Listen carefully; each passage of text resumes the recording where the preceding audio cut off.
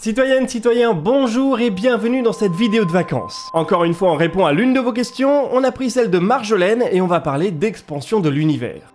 Peux-tu nous parler de cette nouvelle théorie selon laquelle l'expansion de l'univers ne serait qu'une illusion? Bonjour Marjolaine.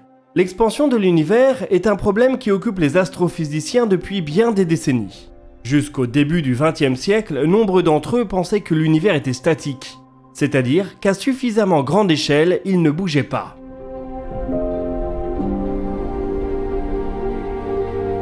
C'était par exemple le cas d'Albert Einstein qui a pensé pendant longtemps que l'univers était immobile et éternel.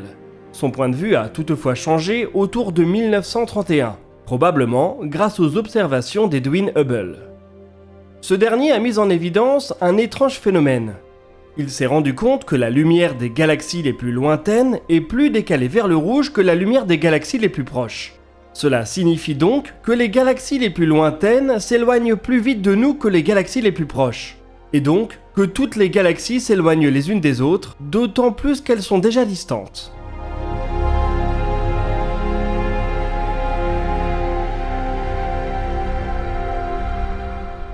Admettre ce phénomène, c'est admettre que l'univers est en expansion. Et effectivement, tous les astrophysiciens se sont rangés derrière cette conclusion au cours des années 30, même Einstein.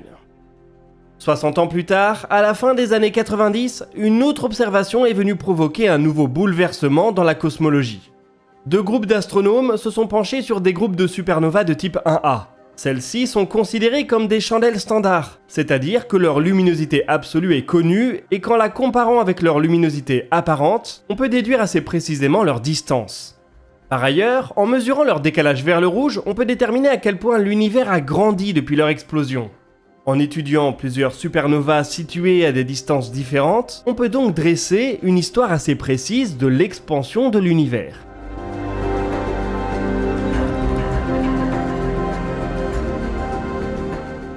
On aurait pu s'attendre à ce que celle-ci soit constante dans le temps, mais ce n'est pas le cas. Les observations de la fin des années 90 et bien d'autres depuis semblent montrer que l'expansion de l'univers s'accélère.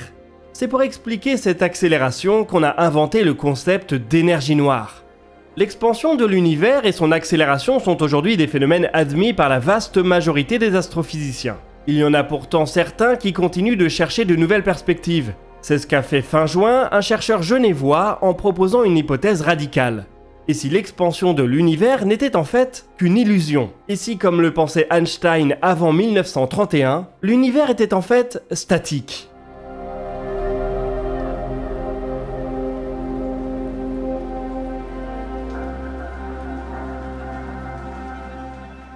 Pour expliquer les observations pointant vers une expansion de l'univers, il propose que ces variations soient en fait dues à une masse changeante des particules au cours du temps.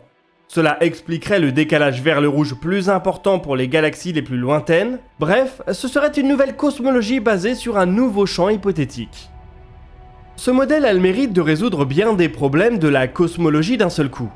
Plus besoin d'énergie noire. On peut se reposer sur une constante cosmologique qui varie au cours du temps, avec la masse des particules. Même la matière noire pourrait y trouver une explication. Bon, bien entendu, il faut bien plus qu'un nouveau modèle pour renverser la cosmologie actuelle. Idéalement, il faudrait pouvoir le tester via des observations ou des expériences précises. Or, cela semble très difficile, il n'y a pour le moment aucun moyen proposé de tester cette hypothèse face au réel.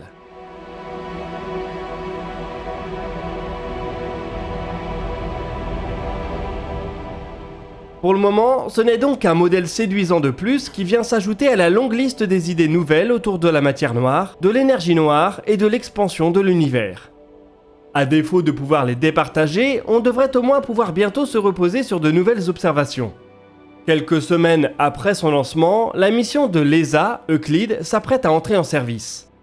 Elle va justement pouvoir caractériser le décalage vers le rouge de très nombreuses galaxies, en remontant jusqu'à 10 milliards d'années dans l'histoire de l'univers.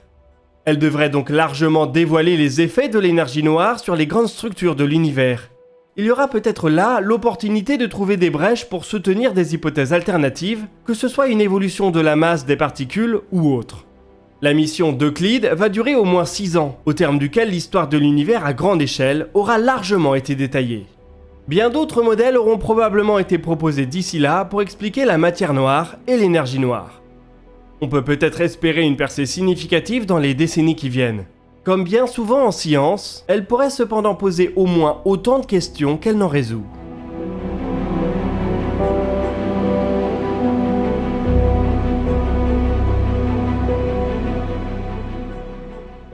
Voilà, j'espère que cette courte vidéo de vacances vous aura plu et que vous aurez appris quelque chose. Nous, on se retrouve la semaine du 28 août, et d'ici là, citoyennes, citoyens, portez-vous bien.